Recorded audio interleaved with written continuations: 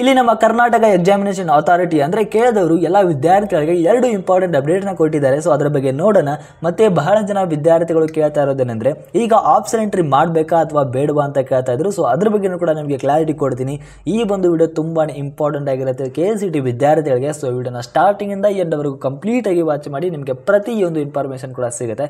ಈಗ ಡೈರೆಕ್ಟ್ ಆಗಿ ಈ ವಿಡಿಯೋ ಬಗ್ಗೆ ಬರೋಣ.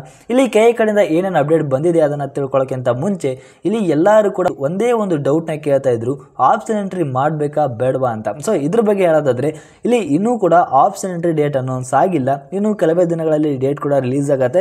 ಸೊ ಬೆಟರ್ ಏನಂದ್ರೆ ಅಲ್ಲಿವರೆಗೆ ವಿದ್ಯಾರ್ಥಿಗಳು ವೇಟ್ ಮಾಡಿ, ಯಾಕಂದ್ರೆ ಆಪ್ಷನ್ ಎಂಟ್ರಿ ಡೇಟ್ ರಿಲೀಸ್ ಆದ್ಮೇಲೂ ಕೂಡ 3 to 4 days ಟೈಮ್ ಇರುತ್ತೆ. ಸೊ ಯಾರು ಕೂಡ ಅವಸರದಲ್ಲಿ ಆಪ್ಷನ್ ಎಂಟ್ರಿ ಮಾಡಬೇಡಿ. ಸೊ ಸ್ವಲ್ಪ ವೇಟ್ ಮಾಡಿದ್ರೆ ಬೆಟರ್ ಅನ್ಸುತ್ತೆ. ಈಗ ಡೈರೆಕ್ಟ್ ಆಗಿ KE ಕಡೆಯಿಂದ ಲೇಟೆಸ್ಟ್ ಆಗಿ ಏನೇನು ಅಪ್ಡೇಟ್ ಬಂದಿದೆ ಅಂತ ನೋಡೋದಾದ್ರೆ ಇಲ್ಲಿ ಮೊದಲನೇದಾಗಿ ನೀವೆಲ್ಲರೂ ಕೂಡ ವೇಟ್ ಮಾಡ್ತಾ ಇದ್ರಿ ಸ್ಪೋರ್ಟ್ಸ್ ಕೋಟಾ ಎಲಿಜಿಬಿಲಿಟಿ ಲಿಸ್ಟ್ ಯಾವಾಗ ಬಿಡ್ತಾರೆ ಅಂತ. ಸೊ ಇವಾಗ KE ದವರು ರಿಲೀಸ್ ಮಾಡಿದ್ದಾರೆ.